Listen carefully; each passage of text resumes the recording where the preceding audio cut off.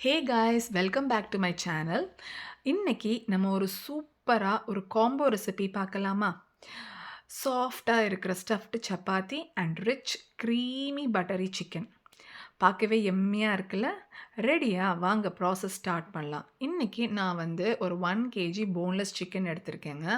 So அது கூட நீங்கள் வந்து சால்ட்டு, மஞ்சள் பொடி, கரம் மசாலா, சில்லி பவுடர் எல்லாமே சேர்த்து மிக்ஸ் பண்ணிக்கோங்க. ப்ளஸ் காஷ்மீரி சில்லி பவுடர் கூட போட்டுக்கலாம்.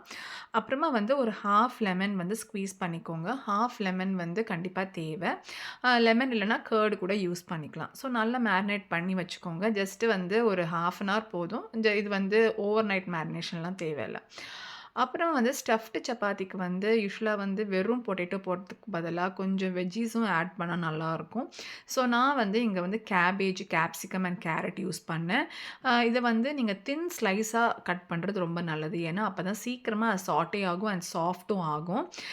நீங்கள் வந்து நல்லா சாஃப்டாக அது சாட்டே பண்ணணுங்க. இல்லாட்டி நீங்கள் சப்பாத்தி வந்து ஸ்டஃப் பண்ணும்போது, அது திரட்டும்போது ஹார்டான சாட்டே ஆகாம திக்கா இருக்கிற வெஜ்ஜீஸ் எல்லாம் வெளியில வந்துரும். அதுக்காக தான் ரொம்ப நேரம் வந்து சாட்டே பண்ணணும். அந்த வெஜிடபிள்ஸும் ரொம்ப சாஃப்ட் ஆகணும்னு சொல்றேன். அப்புறம் சப்பாத்தி மாவு வந்து ஆஸ் யூசுவல் நம்ம எப்போ வந்து சப்பாத்தி ஆயில், தண்ணி, உப்பெல்லாம் சேர்த்து பிசையிற மாரி பிசைஞ்சு நம்ம அது வந்து ஓரமா வச்சுக்கலாம். நெக்ஸ்ட் இப்போ ஸ்டஃப் பண்ணுறதுக்கு நான் வந்து பட்டர் அண்ட் ஆயில் யூஸ் பண்ணியிருக்கேன். அப்புறம் வந்து ஜீரா ஒரு 2 ஸ்பூன் போட்டிருக்கேன். ஜீரா போட்டதுக்கு அப்புறமா கேபேஜ் தான் ஃபஸ்ட்டு நான் போட்டிருக்கேன். ஸோ கேபேஜை வந்து நீங்கள் நல்லா சாட்டே பண்ணணும். நல்லா சாஃப்ட் ஆகணும். உப்பு போட்டு நல்லா சாட்டே பண்ணி சாஃப்ட் ஆகுற வரைக்கும் சாட்டே பண்ணுங்கள். அதுக்கப்புறம் ஜிஞ்சர் கார்லிக் பேஸ்ட்டு, நெக்ஸ்ட்டு வந்து வெஜ்ஜீஸ் வந்து பார்த்திங்கன்னா கேரட் அண்டு கேப்சிகமாக ஒன்றா போட்டுட்டேன். ஏன்னா கேரட்டை வந்து நான் திருவுனேன். அதை கிரேட் பண்ணனால அது வந்து பெருசா வந்து உங்களுக்கு தனித்தனியா போடணுன்ற அவசியம் கிடையாது. ஸோ அது சேர்த்தே போட்டு நீங்க வந்து சாட்டே பண்ணிக்கலாம். அது பண்ணதுக்கப்புறமா வந்து சாஸஸ் நான் வந்து tomato sauce and chilli sauce 2 mix பண்ணி போட்டிருக்கேன். அப்புறமா வந்து பொடி ஐட்டம்ஸ் பவுடர்ஸில் பார்த்தீங்கன்னா, turmeric powder, jeera powder, garam masala இதெல்லாம் வந்து 1 டேபிள் ஸ்பூன் போட்டுட்டு, சாட் மசாலா வந்து ஒரு 1/2 டேபிள் ஸ்பூன் போடணும். நெக்ஸ்ட்டு வந்து சால்ட்டும் போட்டு கொஞ்சம் நல்லா மிக்ஸ் பண்ணதுக்கு அப்புறமா தான் லாஸ்ட்டாக நீங்கள் பொட்டேட்டோவை வந்து ஸ்மாஷ் பண்ணி போடணும்.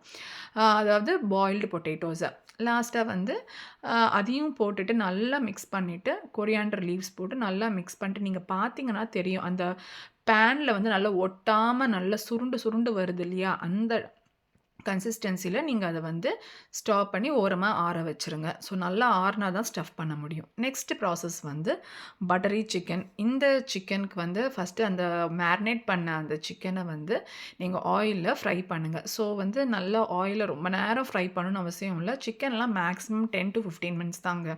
ஸோ இது வந்து அந்த சிக்கன்லேருந்து வந்த தண்ணி தாங்க, அது ஆயில் கிடையாது. ஸோ அதை அப்படியே எடுத்து ஓரமாக வச்சுட்டு நெக்ஸ்ட்டு அதே பாத்திரத்தில் நீங்கள் கொஞ்சோண்டு ஆயில் விட்டு ஆனியனா 3 ஆனியன்ஸ், அப்புறம் 2 டொமேட்டோஸ், அப்புறம் கொஞ்சம் ஸ்பைசஸ் அதாவது கார்டமன், பட்டை, லவங்கம் இதை போட்டுட்டு அப்புறம் கொஞ்சம் கேஷ்யூ ஏன்னா அந்த ரிச்னஸ் கொடுக்கறதுக்காக கொஞ்சம் கேஷ்யூ போட்டு நல்லா சாட்டே பண்ணிக்கிட்டேன்.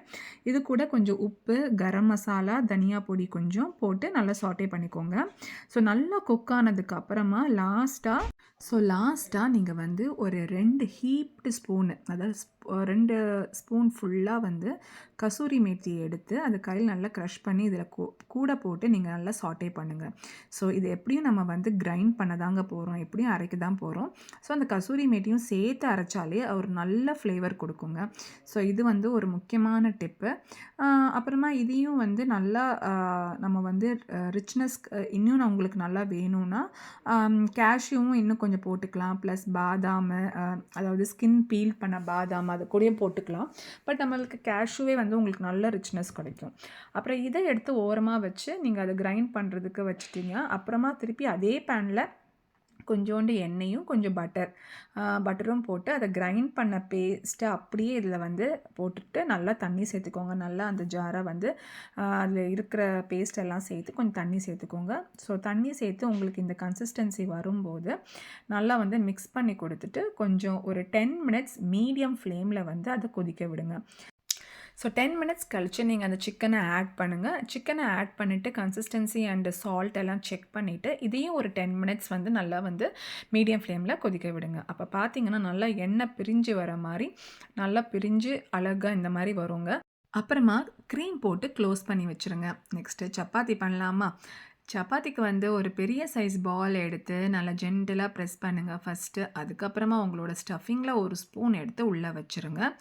ஸோ எல்லா பக்கம் நல்லா சீல் பண்ணி அத க்ளோஸ் பண்ணுங்க. ஸோ எந்த பக்கத்துல இருந்தும் ஸ்டஃபிங் வந்து ஆ வரக்கூடாது அப்படின்னு நெனச்சு க்ளோஸ் பண்ணுங்க. ஏன்னா ஸ்டஃபிங் வந்து இதெல்லாம் வந்து ஈஸியா வந்துரும். ஸோ நல்லா க்ளோஸ் பண்ணி சீல் பண்ணிட்டு, திருப்பியுமே அந்த நீங்க கோதுமையோ, மைதா மாவுலயோ டிப் பண்ணி எடுத்துட்டு, அதுக்கப்புறமா திரட்ட ஆரம்பிச்சீங்கன்னா, ஸ்டஃபிங் வந்து கொஞ்ச நேரம் அது உள்ள இருக்குங்க. இல்லாட்டி அது "இதோ வரேன்" அப்படின்ட்டு வெளில வந்துரும். அதனால உள்ள வச்சு நல்லா வந்து ஜென்டிலா ஸ்ப்ரெட் பண்ணுங்க. ரொம்ப ப்ரெஸ் பண்ணாதீங்க.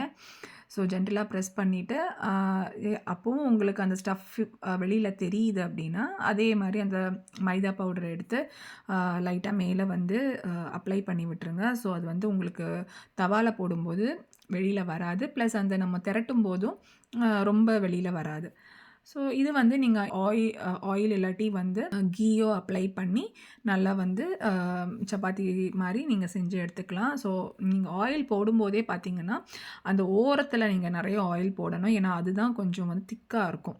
அதில வந்து ஆயில் போட்டிங்கன்னா, அது நல்லாவே வந்து சாஃப்ட்டா வெந்து வந்துரும். அதுக்கப்புறமா பிளேட்டிங் பண்ண வேண்டியதுதாங்க பாக்கி. பாருங்க பார்க்கவே செம்மையா இருக்குல்ல.